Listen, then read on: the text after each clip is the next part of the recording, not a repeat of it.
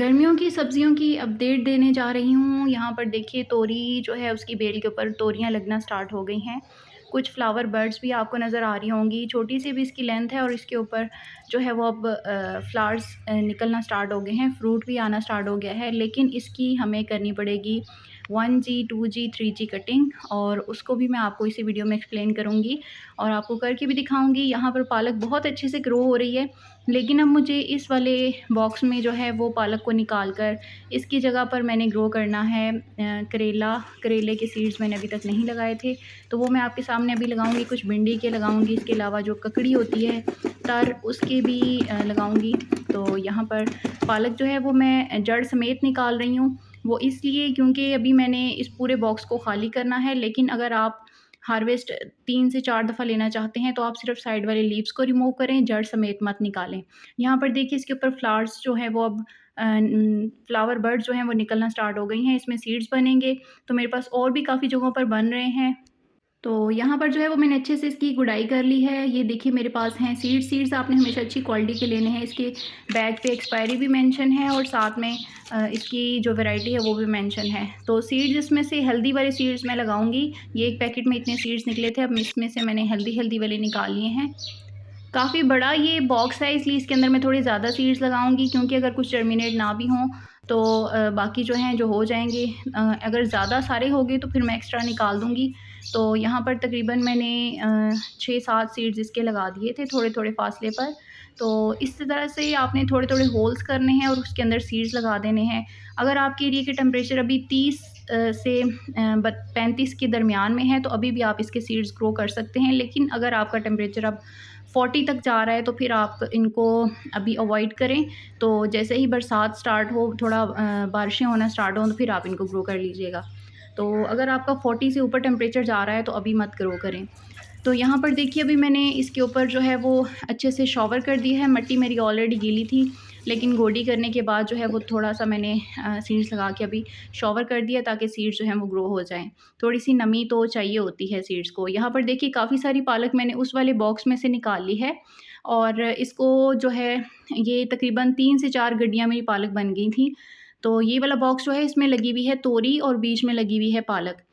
तो ये देखिए ये है एक तोरी का प्लांट। मैंने इसके अंदर 4 सीड्स लगाए थे, बाद में मैंने 1 प्लांट रिमूव कर दिया था। चारों ही सीड्स जर्मिनेट हो गए थे। अच्छे सीड्स की यही क्वालिटी होती है कि जितने आप सीड्स लगाएँगे वो सारे जर्मिनेट होंगे। तो इस तरह से ये लोअर लीव्स जो होते हैं उनको आप रिमूव कर दिया करें, ये फंगस का बाइस बनते हैं।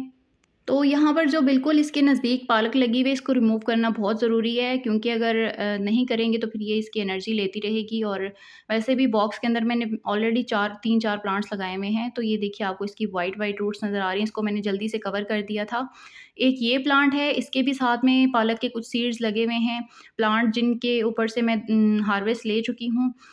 2-3 दफ़ा तो हार्वेस्ट ली थी, फिर उसके बाद अभी मैं रिमूव कर दी। यहाँ पर देखिए ये 3 प्लांट हैं, एक ये वाला है, एक यहाँ पर है और एक ये तीनों प्लांट जो है इनको अभी मैंने छोड़ दिया है। बाकी पालक सारी निकाल के अच्छे से गोडी कर दी है।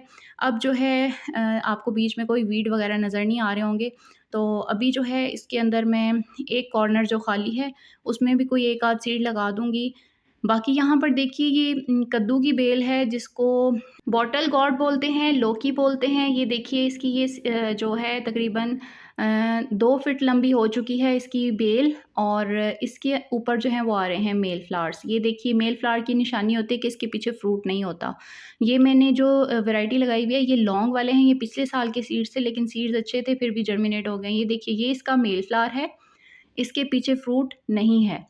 अभी मैं आपको इसका फीमेल फ्लावर भी दिखाती हूँ। ये देखिए ये वाला मेल फ्लावर जो है वो थोड़ा ड्राई हो चुका है। इन्हीं से पॉलिनेशन होती है फीमेल फ्लावर्स की, तो तभी फ्रूट जो है वो उसका साइज़ बड़ा होता है। ये देखिए ये इसका है फीमेल फ्लावर, इसके ऊपर विज़िबल हो रहा होगा आपको फ्रूट। लंबी वाली जो लौकी होती है आगे जो है वो जैसे ही फ्लावर खिलेगा तो ये जो हमारे इंसेक्ट्स वगैरह होते हैं उनसे पॉलिनेशन हो जाएगी तो ये फ्रूट जो है इसका साइज़ बड़ा हो जाएगा। अगर पॉलिनेशन ना हो तो फिर फ्रूट का साइज़ बड़ा नहीं होता बल्कि वो ड्राई हो जाता है।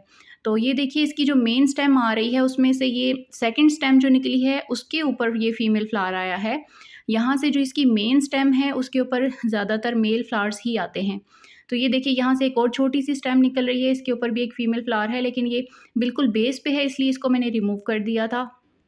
तो इसके अलावा जितने भी बेस पे लीव्स होते हैं या बिल्कुल सॉइल के साथ टच होती हुई कोई भी ब्रांच निकले उसको आप रिमूव कर दिया करें। ये देखिए इसके लीव्स जो हैं बिल्कुल बेस पे जो है उनको मैं रिमूव कर दूँगी, क्योंकि अगर इनको मैं रिमूव नहीं करती तो यहाँ पर फंगस वगैरह लग जाती है। ये मट्टी के साथ टच होते रहते हैं तो फिर यही फंगस जो है वो पूरे प्लांट में फैल जाती है। तो यहाँ पर देखिए मैंने कटर से इन सब लीव्स को कट कर दिया था। तो अब बेस जो है वो खाली हो गई है, तो यहाँ पर अच्छे से गुडाई कर दूँगी मैं। गोडी जो होती है वो करना बहुत ज़रूरी होती है, उससे प्लांट की हेल्थ अच्छी रहती है, रूट्स को ऑक्सीजन मिलती है। ये एक दूसरा वाला प्लांट है, ये भी थोड़ा इसका साइज़ छोटा है।